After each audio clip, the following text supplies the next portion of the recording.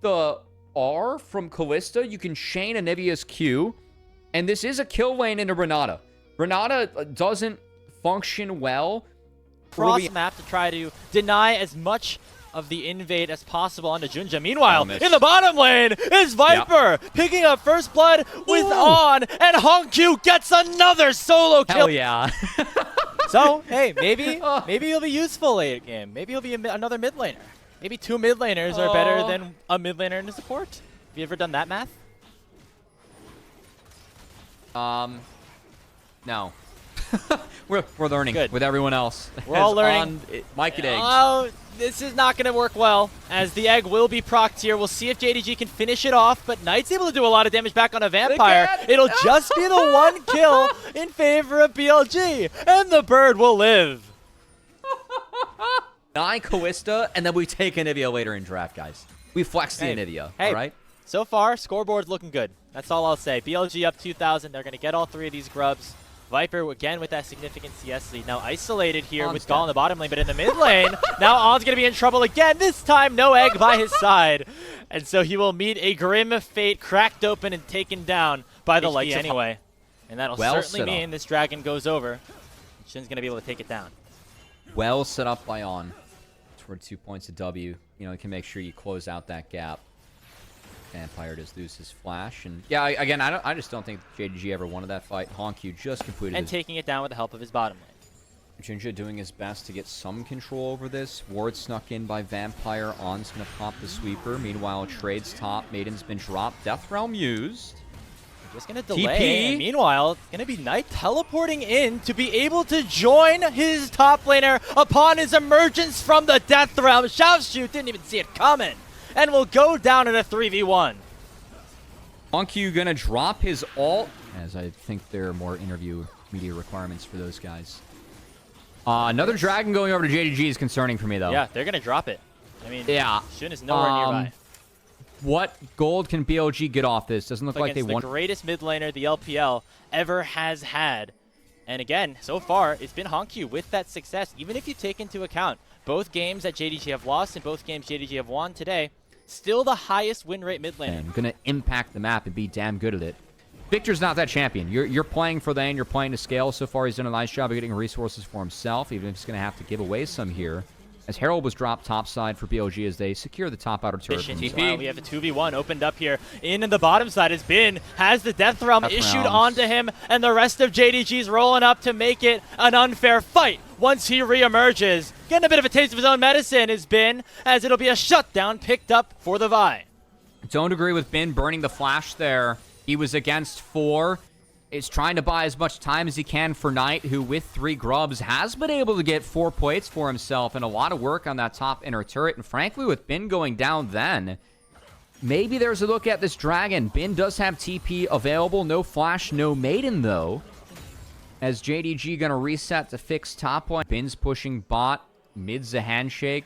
BLG have yet to start this objective as JunJia getting very aggressive here as they play for this bot side embankment brush.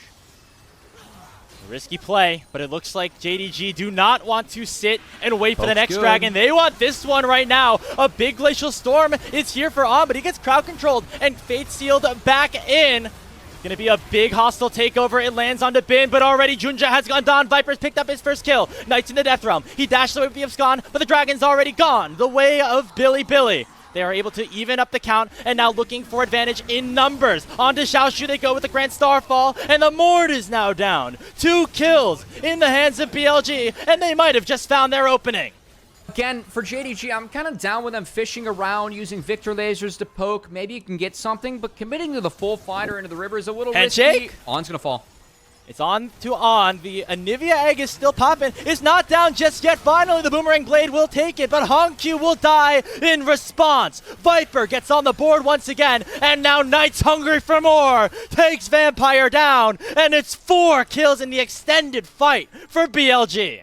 A lot of gold picked up for BLG as they're pushing that lead towards the 5K mark on top of evening up the Dragons, which we expected. But again, you can kind of see the strength, the composition still showing those items as they're rolling in for JDG. Things are getting better, but they're not stronger yet. And the fight for BLG was good. Bin's Yorick got through the entire fight, was able to operate, and was really the big difference maker on the back. Get that big spike as an AD carry, and Viper definitely in a sweet spot right now, seeing at 3 items being ahead of the curve. JDG still looking for a play here. They're going to find Shun out in a 2v1. HongQ going to join as well. This Pantheon is in some severe danger. Bin's on the way, but it's going to be the Arcane Storm to take him down. A big shutdown into the hands of HongQ, but Baron is suddenly getting pinged. That wouldn't make sense for BLG to take it with their jungler down. Oh, I thought he flashed. There was kind of a visual bug there at the end. That was a funky one.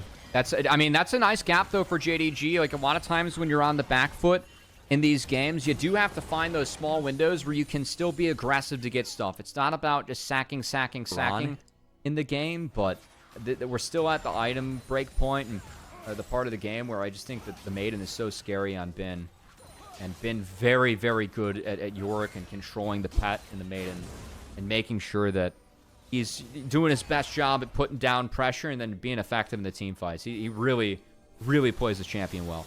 It's a fine line between having a strong presence in a side lane and being able to still join your team for the eventual 5v5 engages. And Bin always has done a good job of navigating that, utilizing his teleport to the best effect. This time, looks like he's with the squad.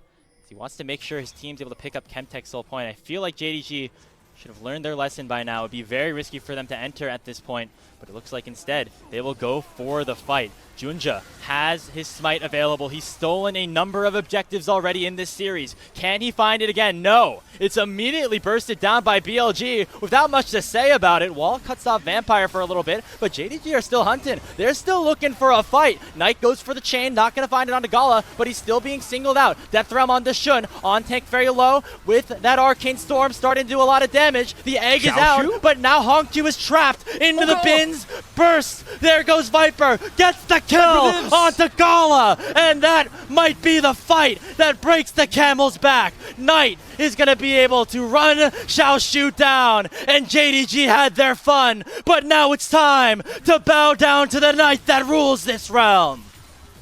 30 seconds on GALA. I think 4 is enough for BLG as the support Onivia is going to find the Game 5 win, the flex pick, and again, JDG, they kind of lacked engage with his composition.